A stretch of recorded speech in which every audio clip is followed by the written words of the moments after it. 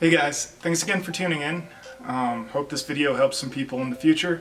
And I also plan on making some more content for you guys very soon, so stay tuned.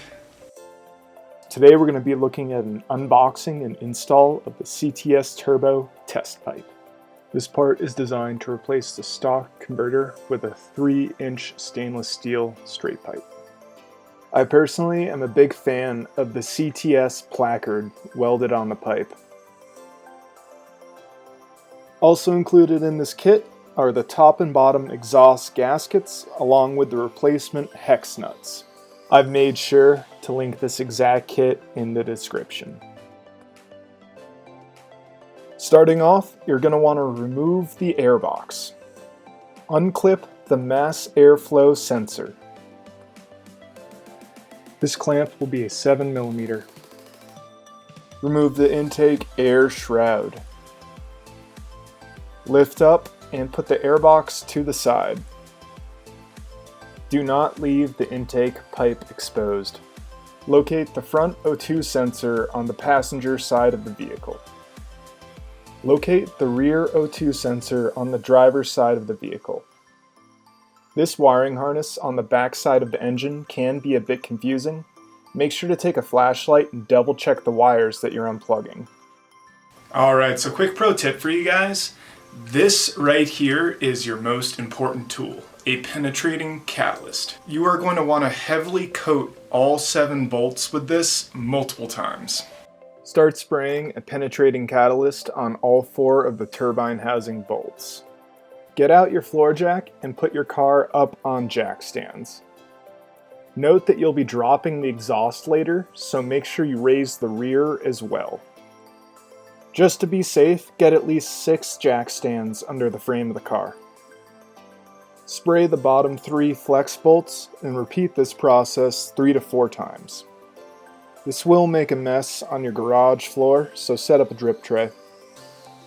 Now that the upper nuts have had some time to soak, start loosening the passenger side assembly with a 15mm wrench. It's a tight space, but you can use a torch on these 2 nuts if needed. Next, you'll be moving on to the driver's side upper hex nut. I recommend this socket wrench, but you can also use a ratchet wrench as you did before. And now, we are at the trickiest part of the job, loosening the bottom driver's side 15mm hex nut. Believe it or not, this is the most difficult part of the job, getting this one deep 15mm bolt out. Note that if you do strip it, you're completely out of luck. There's no way you could possibly get a set of vice grips up in there. This is the extension that worked the best for me. It's a complete stack, and it's very hard to maneuver around the engine bay. So I noticed a few people on Audizine claimed that they were actually able to undo this bolt from the top side of the engine with an extension and a long ratchet.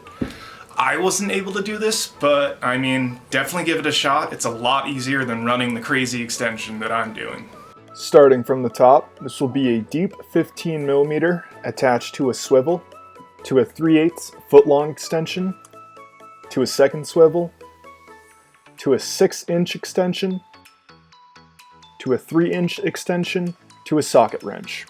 So this bottom hex nut is impossible to see from up above. You'll need to familiarize yourself with the location by wedging your hand up under the cat.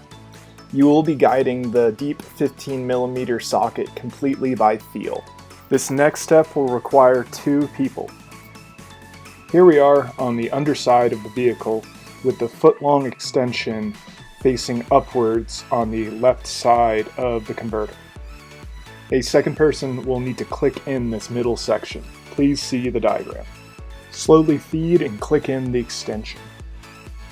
The last thing holding the cat to the car is this 13mm bracket. Once that last bolt is undone, you should be able to shimmy off the cat from those studs. Now that the cat is completely unhooked from the top, you can start working on the 3 12mm bolts connecting the cat to the flex pipe. So just one thing I wanted to note on that last shot, I'd already dropped down the exhaust, which is why those 12mm bolts were so readily available. Yours won't look like this. It will still be tucked up away near the transmission, but I'm going to show you guys how to drop the full exhaust and get better access to those bolts. And now we're going to be starting the process of dropping the entire exhaust system off the A4. Start off by getting the full system all the way up from the flex pipe to the back of the tailpipe up on jack stands.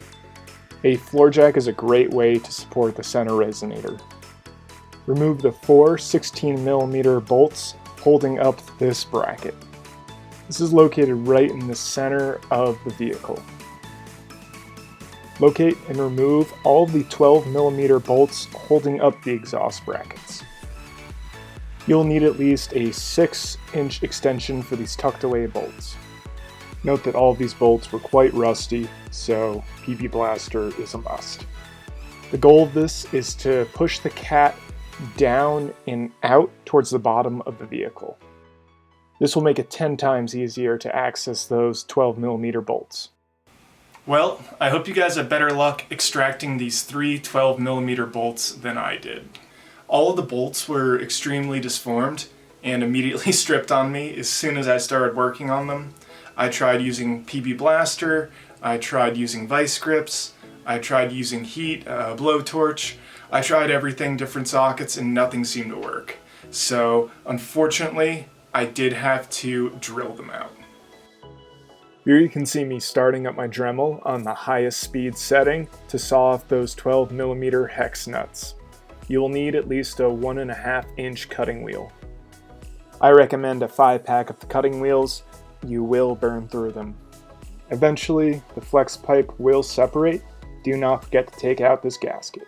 The converter should easily push back until it's completely loose from the studs. So at this point, you already have the CAT disconnected both at the top and at the bottom, and it's just sitting in the engine bay. To actually get it out, you're going to want to do an up-down, left-right motion and pull towards you. Repeat this as necessary.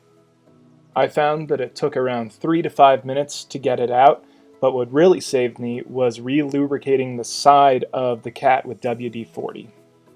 Another thing to note is if your 2 O2 sensors are still plugged in while you're taking it out, make sure to periodically check in on them when you're moving it around to make sure that they're not getting pinched anywhere in this back firewall or getting messed up in any way. Here we are taking a look at that heat shield. Here I'm simply trying to figure out the most efficient way to get this thing out. There is no easy way.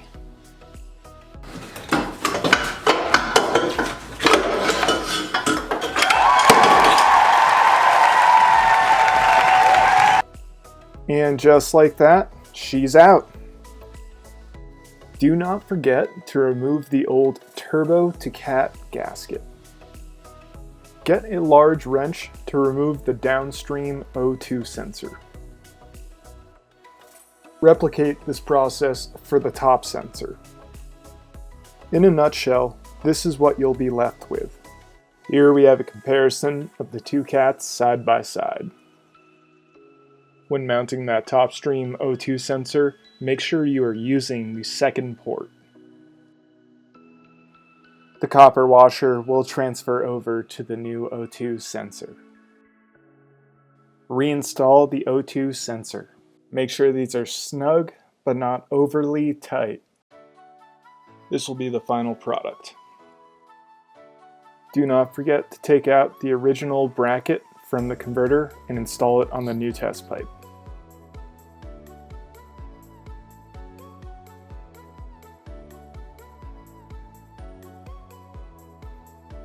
Right here, I have laid out everything needed to drill out those 3 exhaust studs. The first thing you'll need is a center punch. Try your best to mark the stud right in the center. In order to properly drill this out, you'll want to start with the smallest possible drill bit that you have and slowly work your way up. While you're doing this, make sure to apply plenty of WD-40. Not only will it expedite the drilling process, It will also lower your chances of breaking a drill bit. Here we're looking at the final outcome, and note that those 3 bolts took around 30 minutes to drill out. Now it's time to install the new test pipe along with all the hardware included. Do not forget this turbo to test pipe gasket. This new pipe should slide in incredibly easy. It's much smaller in diameter than the OEM CAT, and you'll also have an easier time accessing the 15mm bolts. I found that sticking your arm in between these black lines is the best way to center the CAT up on the turbo studs and also keep it level with the flex pipe. You can also start with the flex pipe to CAT bolts if you wish.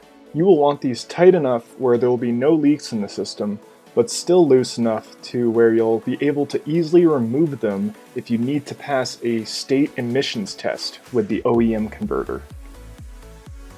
At this point, I realized that I bought the wrong bolts from the hardware store and had to drive back open CAT.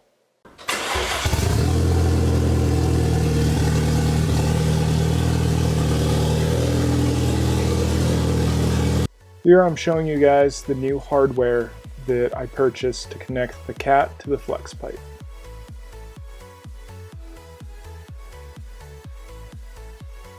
Having that floor jack right under that center resonator made this a breeze. I mounted the 3 hex nuts facing downwards towards the flex pipe. You don't have to do this, but I found it much easier to access.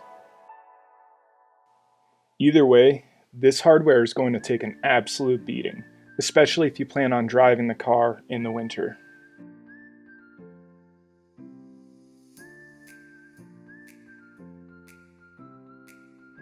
Reinstall both O2 sensors as well as the rear O2 sensor zip tie. Reinstall the complete airbox assembly. When testing the exhaust manifold for leaks, I highly recommend you keep your vehicle up on jack stands. If you need to crawl under the vehicle to adjust the flex pipe, it'll make it that much easier.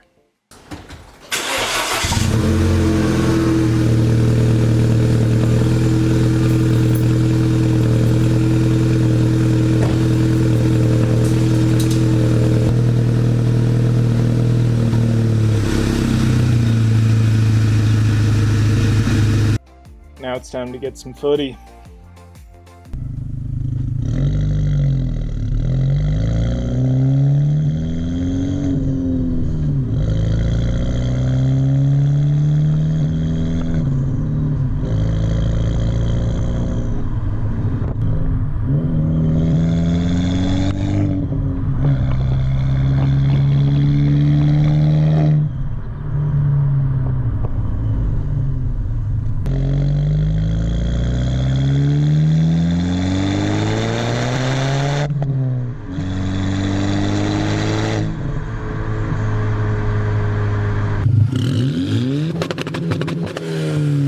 To wrap this video up, I thought I'd share my final thoughts. The biggest pro is definitely the sound. The aftermarket CAT both increased the decibel rate of the exhaust and it also gave it a much more throaty tone. The performance also did increase with the help of the Stage 2 ECU tune. For visual, the pipe itself is extremely well manufactured, you can tell it's high quality, and it looks fantastic mounted. For cons, the biggest thing you're going to face is the legality of the pipe installed in your car. Again, like I touched on earlier in this video, I happen to live in a county in Colorado that has absolutely no emissions testing. It is completely legal for me to run this pipe in my vehicle. The smell, in my opinion, is very livable. The only time I smell it is when the windows are open and the car is at a standstill. However, if you are one of those people that has a very sensitive nose, this modification might not be for you. The last thing to note is the immediate check engine light. Again, this can be corrected with the Stage 2 ECU reflash tune, but I understand how a $400 to $600 tune can really break the bank for some people. Hey guys, thanks again for tuning in. Hope this video helps some people in the future. And I also plan on making some more content for you guys very, very soon, so stay tuned.